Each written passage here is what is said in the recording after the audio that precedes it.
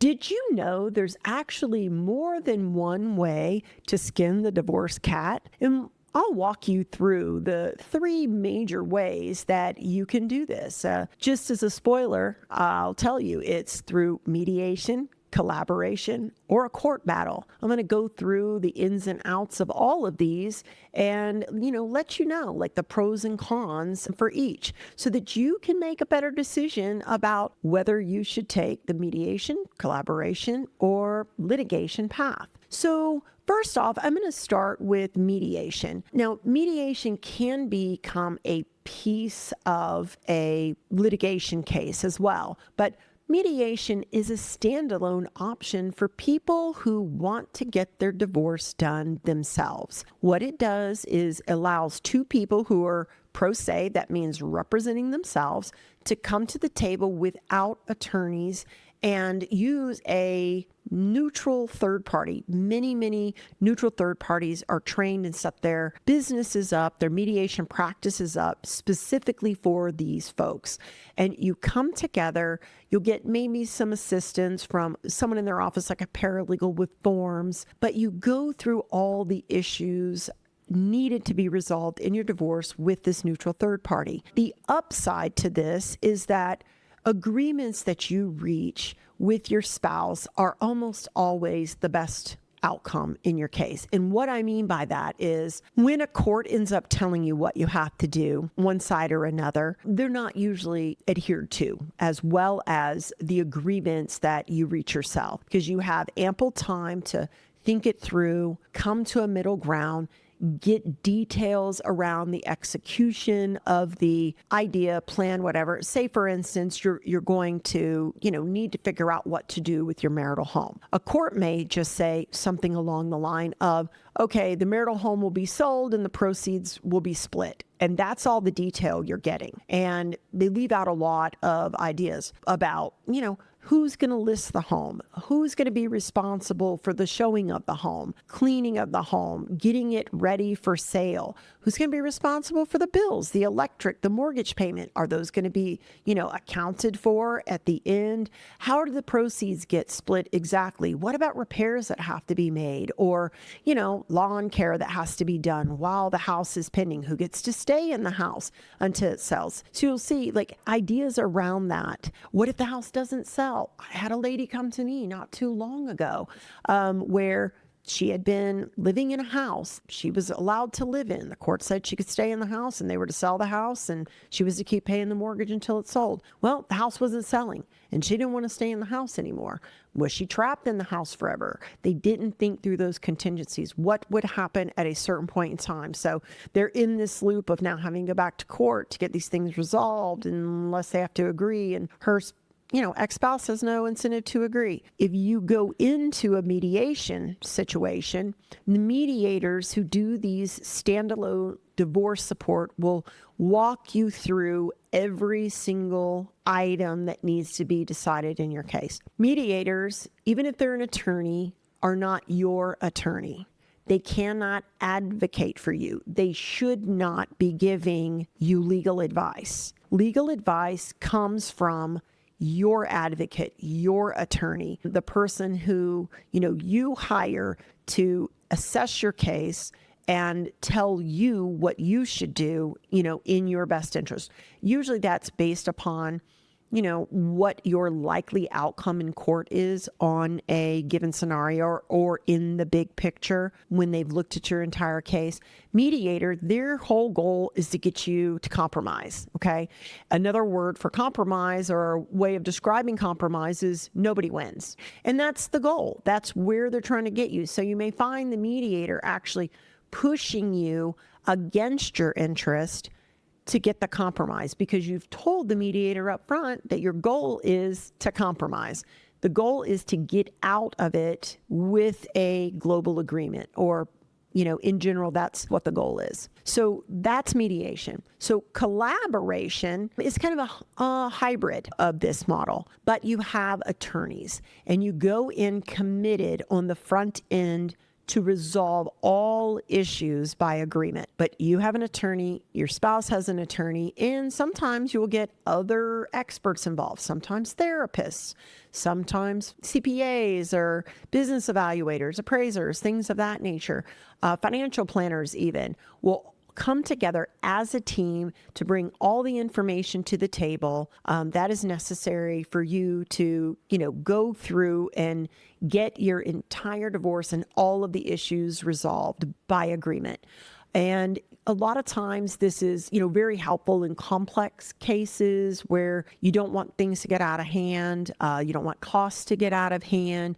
And you're working with very skilled and experienced collaborative divorce attorneys. And this is really a term of art. Not every attorney is a collaborative divorce attorney. And them just saying, hey, I'm collaborative, I like to be collaborative, is not being a collaborative divorce attorney, okay? So you want to look for someone who specializes or focuses their practice on collaborative divorce. The downside to this is you have to commit to resolving everything by agreement. And if you can't, then your attorneys are out and you start all over from scratch with the new attorneys, which can be expensive. It's not that you can't use any of the ideas, thoughts, information, but the professionals that were involved in the collaborative divorce will not be involved going forward because they've committed to this collaborative divorce process. Next is the litigation, like your traditional path. That's what a lot of people think of when they're doing divorce. The court decides ultimately. Okay. Many courts, not all courts, but many courts now require parties to at least participate in good faith mediation, which means just a session, be it a couple hours, half day, depending on the complexity of the case, to try to mediate any disputes that, you have. And there are many divorces that use the traditional two-attorney path, or one person has an attorney, the other one doesn't have an attorney, working through a divorce traditionally. That idea is there's sort of this pre-litigation phase where you're gathering all, each side is gathering all their facts and information, coming up with their, positions, settlement proposals. They try, to get what they can agreed upon, may attend mediation, hopefully will resolve, if not all of the disputed items, identify all the disputed items, but any disputed issues. And sometimes if we can't get an agreement to everything, people are like, forget it, I'm going to court, we're going to litigate everything. We end up taking and having to present evidence to a fact finder, and that fact finder is a judge. Let me caveat this. There are some states that still allow for a jury trial for a divorce, if you can imagine that. If you've watched court TV and seen these jury trials, I can't imagine electing to do a jury trial, but some states still do allow for jury trial divorces. But in general, and I'm going to stick with the context I know, you're going to have what's called a bench trial. And that's where a judge who was a former attorney, maybe they practiced family law before, maybe they didn't practice family law. Maybe they're brand new to the bench. Maybe they've been practicing for a really long time. It's kind of like you get what you get. We do our best to, prepare the case for that judge, given that judge's biases, understanding of the law, obviously in light of the venue that we're in, prepare the factual scenario for the judge and essentially compress what amounts to, days and days, if not weeks worth of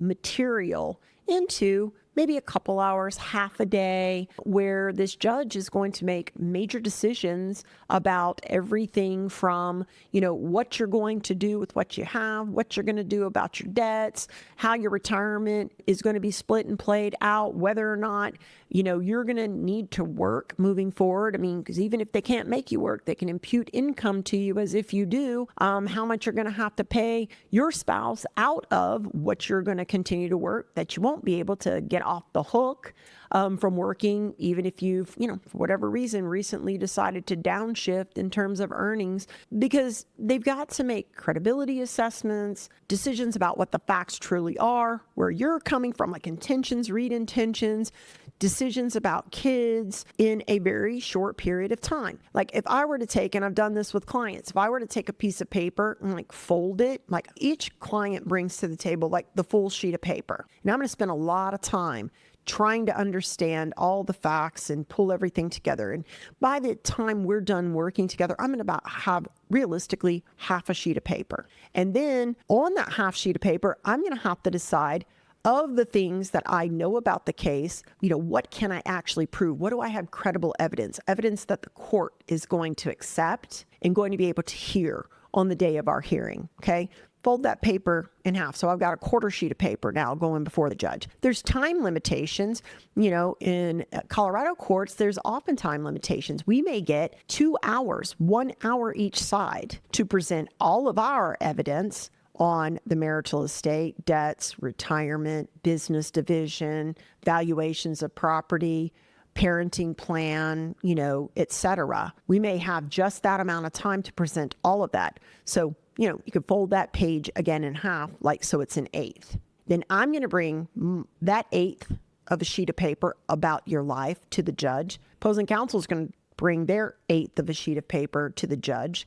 Well, judge is going to hear this real time and make decisions. So you're going to be lucky if the judge actually has an eighth of a sheet of paper in terms of understanding and making these decisions. People get frustrated with the court, saying, well, it's not just, it's, a mill, they make bad decisions, they don't get it, I got screwed, et cetera, et cetera. And, it's the nature of the beast. I mean, it's just a reality. Nobody knows your case. Nobody knows your life.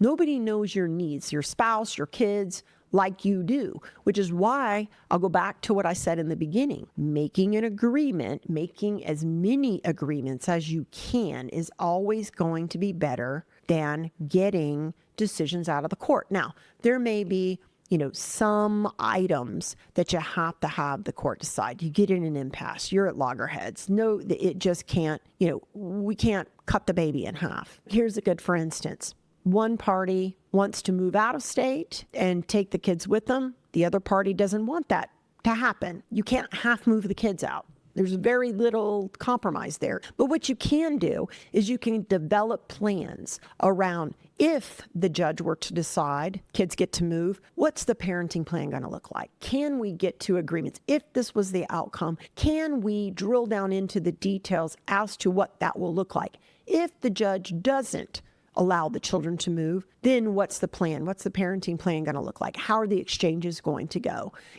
What's that detail? What are the details? Because there's a lot more things that you have input on and control over if you start to parse out what really truly needs to be decided by a court. There you have it. I mean, there's a variety of ways to go about, getting your divorce done. Whether you proceed on your own, whether you proceed with an attorney, that's up to you. But I would suggest to you that whatever route you take, that you really seriously drill down into what I would call alternative dispute resolution. Alternative meaning alternative to the court deciding your disputes, particularly in mediation. It's a fantastic tool. It saves a lot of money. It saves a lot of heartache, and it really is going to give you the best outcome from your family on any item that you can ultimately agree upon.